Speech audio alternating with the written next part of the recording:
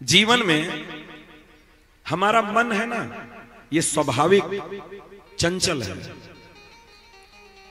हमारा मन कहीं अन्यत्र न चला जाए, अधर्म पथगामी न हो जाए, अधर्म का आश्रय न ले ले, इसलिए किसी से प्रेम न हो जाए, इसलिए हम लोग धर्म के मार्ग पर रहकर के भजन करने के लिए हम लोग विवाह करते हैं।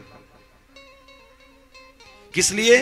कि हम धर्म के मार्ग पर रह करके अपने इंद्रियों का पोषण करते हुए धर्म के मार्ग पर रह करके हम लोग भजन कर सकें, अपने भजन मार्ग में आगे बढ़ सकें। कहीं कहीं देखा जाता है कि शादी होने के बाद पति हो पत्नी हो, दोनों यदि मिलकर के संसार धर्म को करते हैं, कोई भी मार्ग में वो जाएं, दोनों मार्ग, ध्यान से इस बात को सुनना। आप लोग बहुत गाली देते हैं हम लोगों को, इसमें हम लोगों का दोष नहीं है। इसको आपको समझना है, आपकी पत्नी को समझना है, हमको नहीं समझना ये बात। ये आपको समझना, आपकी पत्नी को समझना है, और आपकी पत्नी किस डायरेक्शन में जा रही आप ध्यान दो उसको। किसी को बोलने से पहले हमको सोच समझ करके बोलना है। हम गृहस्थ आश्रम को स्वीकार किए हैं, हम शादीशुदा हैं। अगर पति पत्नी मिलकर के एक ट्रेन पर बैठ करके जाएं तो आराम से वो वृंदावन पहुंच सकते हैं। अगर पत्नी कहती ना हमें ट्रेने जाबो ना हमें बसे जाबो, तो ट्रेन यही दिगे जाबे, बस यही दिगे घूरते घूरते जाबे। वो कब पहुंचेगा, वो कब पहुंचेगी, कोई ठीक नहीं है। दोनों की चिंताएं बनी रहेगी कि वो पता नहीं कैसे रास्ते से जा रही होगी, पहुंचेगी नहीं पहुंचेगी, कुछ बात तो नहीं होगी, चिंता करती है। अगर हम दोनों लोग एक साथ मिलकर के ट्रेन पर सवार हों तो हम लोग साथ साथ वृंदावन पहुंच जाएंगे, एक साथ। किंतु लेकिन अगर अलग अलग हम लोग रास्ता अपनाएं, जाना वृंदावन ही है, लेकिन अलग अलग मार्ग यदि अपनाएं तो हमारे मन में एक टेंशन होगा, हमारे मन में एक विचार चलता रहेगा, पहुंच पाएंगे नहीं पहुंच पाएंगे। ऐसा मानो पति पत्नी दोनों का जीवन चल रहा है, पत्नी भजन करना चाहती है, लेकिन पति की अभी वो श्रद्धा आई नहीं है। ध्यान देना इस बात को, यहीं हम लोग भटकते हैं, यही भटकने वाला जगह है। एक जन मतलब एक लोग यदि साधु संग करना प्रारंभ कर दिया, मान लो पति प्रारंभ कर दिया, वो कथा में जाने लगा, कथा सुनने लगा, उसके मन में हृदय परिवर्तित हो गया, उसके मन में आया कि हम दीक्षा ले लें, उसके मन में आया हम दीक्षा ले लें। लेकिन पत्नी कह रही है हम अभी नहीं लेंगे, हमारा मन नहीं है, अभी हमारा किसी के चरणों में श्रद्धा हुआ नहीं, आपके कहने से हम दीक्षा कैसे ले लेंगे। किसी के कहने से, किसी XYZ किसी के कहने पर भी हमको दीक्षा नहीं लेनी चाहिए, किसी से नहीं लेनी चाहिए। आपके अंदर से जिस दिन आवाज आए कि नहीं हमें इनसे दीक्षा लेना है, पहले मन में यह बना कि हमसे इनसे दीक्षा लेना है, तो उससे साधु संग करना प्रारंभ करो, उसकी कथा को सुनो, उसके पास जाकर के बैठो, उससे अपनी बातें पूछो, अपनी बातों से पूछो, अपने अंदर की बातों को निकाल कर उसके पास रखो, उसका पहले समाधान लो, पहले समाधान लो। उसके बाद भाव बन गया कि अब हमसे नहीं से दीक्षा लेना है, तो अपनी पत्नी से जाकर के पूछो क्या तुम हमारे साथ दीक्षा लोगी? अगर पत्नी कहती है कि हम अभी दीक्षा नहीं लेंगे, आपको क्या करना चाहिए? क्या आपको जाकर के दीक्षा ले लेना चाहिए या नहीं लेना चाहिए? नहीं लेना चाहिए। यदि पत्नी कहती है, अगर पत्नी कहती है कि नहीं हम अभी दीक्षा नहीं लेंगे, या पत्नी कहती कि हमें दीक्षा लेने का मन है, पति कहता है हम अभी नहीं लेंगे, तो पत्नी को क्या करना चाहिए? ले लेना चाहिए? नहीं लेना चाहिए। अगर मान लो ले लिए तो क्या होगा? आपके गृहस्थी में उथल पुथल हो जाएगा। क्यों? दो आज्ञाएं हैं, एक गुरु आज्ञा, एक पति आज्ञा, दोनों आपस में टकरा जाएंगे। गुरु आज्ञा, पति आज्ञा, दोनों आपस में टकरा जाएंगे। आपका संसार टूट सकता है, टूट सकता है। तो क्या हम ऐसे ही रहें, ऐसे ही मर जाएं, बिना दीक्षा लिए ही हम मर जाएं? तो एक बात हम जरूर कहेंगे, अगर दीक्षा लेने से ही भगवत धाम हम चले जाएं, हम तो कहते पूरे महानंद टोला को हम आज ही देने के लिए तैयार हैं। अगर दीक्षा लेने मात्र से अगर हम भगवत धाम चले जाएं, आज ही सबको देने के लिए हम तैयार हैं। दीक्षा लेने से भगवत धाम नहीं जाएंगे, दीक्षा लेकर के भजन करने से जाएंगे, भजन करने से जाएंगे। अब देखो, क्या बिना दीक्षा लिए भगवत प्राप्ति नहीं हो सकती? बिना दीक्षा लिए भगवत प्राप्ति हो सकती है। बिना दीक्षा लिए भगवान को पाया जा सकता है। आप बोलेंगे कैसे? आप जो पाप करते हो, क्या वो दीक्षा लेके पाप करते हो क्या? नहीं ना। पाप करते हो तो उसका फल भोगना पड़ता है कि नहीं? भोगना पड़ता है। तो क्या हरिनाम करोगे, बिना दीक्षा लिए हरिनाम करोगे तो क्या उसका फल नहीं मिलेगा? मिलेगा, निश्चित मिलेगा।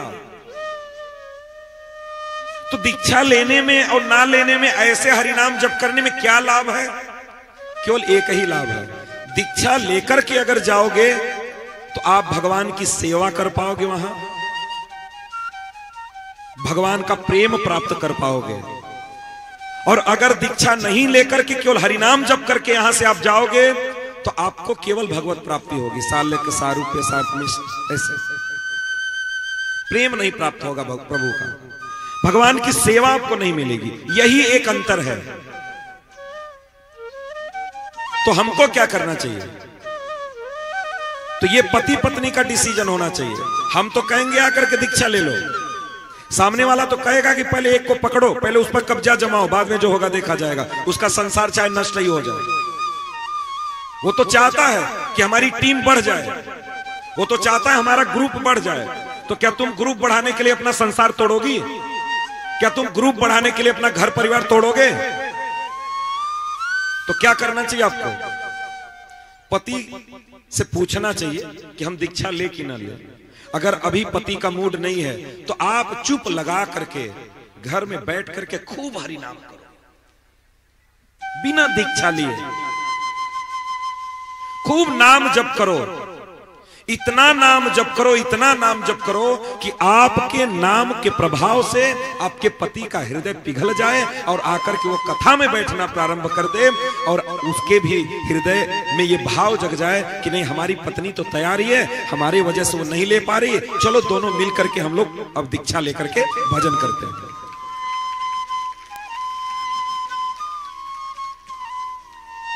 अगर मान लो इस जन्म में, मैं देखो कितनी बड़ी, मैं बहुत दूर तक की बात बता रहा हूं, अगर इस जन्म में हमारे पति का मन बना ही नहीं, मान लो अगर इस जन्म में हमारे पति का मन बना ही नहीं या हमारी पत्नी का मन बना ही नहीं, वो खाना पीना छोड़ ही नहीं पा रही, छोड़ ही नहीं पा रहा है, तो क्या करेंगे? एक जन्म और गंवाओ, एक जन्म और गंवाओ। इस जन्म में केवल हरिनाम करो, भगवान कृपा करेंगे तो भगवत प्राप्ति होगी, और नहीं तो पुनः जन्म होगा।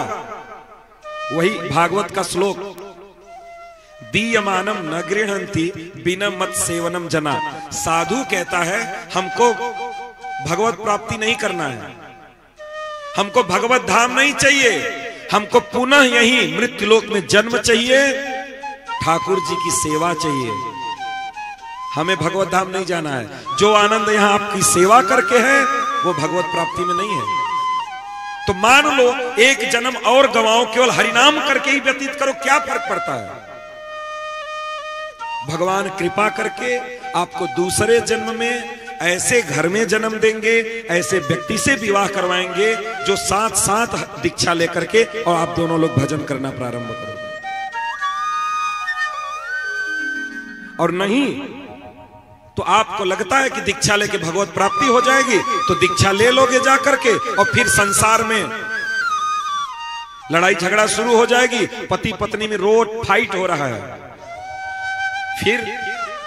फिर तो उसका कोई लाभ मिला नहीं दीक्षा लेने का। फिर इसलिए बहुत सोच समझ करके, जो जिसके अंडर में रह करके जो हमारे शिक्षा गुरु हैं, अगर वो सही अगर मार्ग नहीं दिखा पाया तो आपका संसार टूटने में समय नहीं लगेगा मेरे भाई, संसार टूटने में समय नहीं लगेगा। और अगर सही दिशा में अगर कोई आपको ज्ञान देने वाला मिल गया तो आपको ऐसे ही केवल हरिनाम जप करके अद्भुत आपको आनंद की प्राप्ति होगी, अद्भुत आनंद की प्राप्ति होगी। इसलिए ध्यान देना, इस चीज को बहुत सोच समझ करके हमको आगे बढ़ना है जीवन में। इसलिए गृहस्थ आश्रम में हम प्रवेश किए हैं, दोनों एक मार्ग पर चलेंगे तो घर में सुख होगा, और एक इधर जा रहा है एक इधर जा रहा है तो कभी सुख नहीं हो सकता है, कभी सुख नहीं हो सकता। इसलिए कथा को सही तरीके से सुनना है, सही तरीके से समझना है, सही तरीके से पढ़ना है। और हम तो कहते हैं कि अगर गृहस्थ आश्रम में रह करके तुम सुखी नहीं रह पा रहे हो, अगर घर में कलह मचा है तो फिर शादी करके लाभ क्या? फिर डाइवोर्स दे करके चलो हमारे साथ बाबा जी बनो, वृंदावन चलो। जब कलह में ही जीवन जीना है तो फिर क्या फायदा है यार?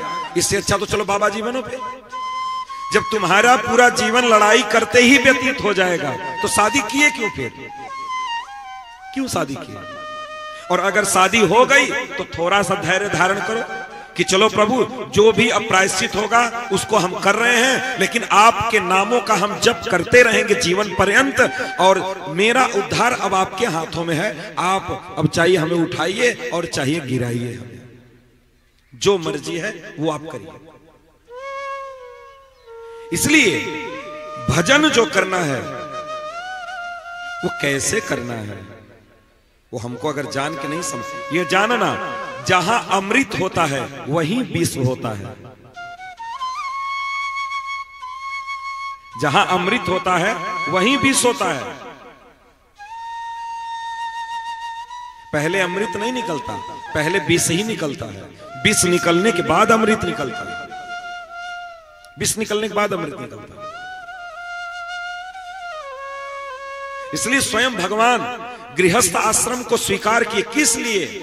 हम जैसे मूर्खों को शिक्षा देने के लिए, हम जैसे लोगों को यह बात बताने के लिए कि गृहस्थ आश्रम में कैसे रहना है, गृहस्थ आश्रम का संचालन कैसे करना है, गृहस्थ आश्रम में सुख कैसे मिलेगा, गृहस्थ आश्रम में रहकर के भजन कैसे करना है, गृहस्थ आश्रम में रहकर के भगवान की सेवा कैसे करनी है।